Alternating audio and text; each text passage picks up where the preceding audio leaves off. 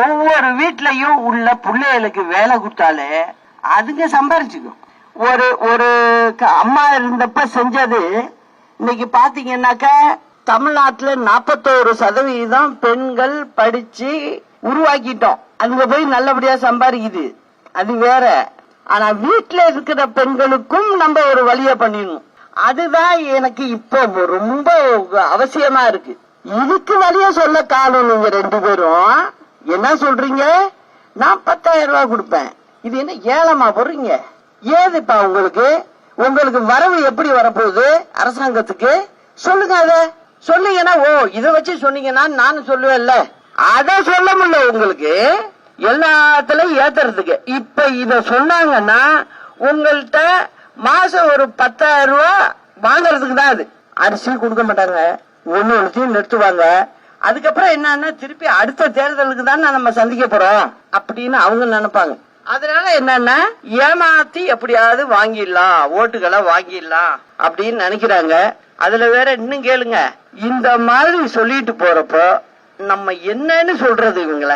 நானும் திருப்பி திருப்பி பார்த்தேன். எப்படி பண்ண முடியும்? எனக்கு பண்ணுனா சந்தோஷம். எப்படி பண்ண முடியும்? ஏன் பொய்ய சொல்லணும்? இவங்க பொய் சொல்லி இந்த ஜனங்களை என்னன்னு நினைச்சுக்கிட்டு இருக்கீங்க நீங்க? நீங்க அந்த வீட்டுல உள்ள 2 பையனோ பொண்ணோ இருந்தா அதுக்கு வேலை கிடைச்சா அதுக்கு ஒரு 20,000 ரூபாய் சம்பளத்துக்கு நீ ஒரு உத்தரவாதம் கொடுக்க மாட்டாங்கிற. அதை கொடுத்தா மாசம் வருஷத்துக்கு 2,40,000 ரூபாய் அந்த பிள்ளை சம்பாரிச்சுட்டு போயிடும். அதுக்கு வழிய நீ சொல்ல மாட்ட. இந்தா 10,000 ரூபாய், இந்தா 8,000 ரூபாய் டோக்கன் அப்படின்னா என்ன அர்த்தம்? அதுலயும் பாருங்க, இந்த டோக்கன் கொடுக்கறவரு என்ன சொல்றாரு தெரியுமா?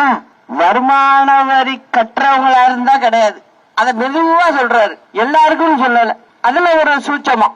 அவங்க திமுகனாவே சூட்சமம் தான். இவரு என்ன சொல்லிட்டாரு? நாங்க எல்லாருக்கும் கொடுப்போம் அப்படின்ட்டாரு. குடுக்கறதுக்கு பணம் இருந்தா தானேப்பா கொடுப்பேன். பணமே இல்லாம சொன்னா எப்படி? இதெல்லாம் எதுக்காக சொல்றேன்னா, இப்ப நம்ம அப்படின்னா என்ன செய்வோம்? இப்ப அம்மா என்ன செஞ்சாங்க? பெரம்பலூர் மாவட்டம் இங்க எல்லாம் ரொம்ப வறுமை. அரியலூர் மாவட்டம், பெரம்பலூர் மாவட்டம், அங்க என்ன பண்ணாங்க? அம்மா தண்ணி வசதி சுத்தமா இல்ல. எல்லாம் வந்துச்சு ரிப்போர்ட். உடனே என்ன பண்ணோம்?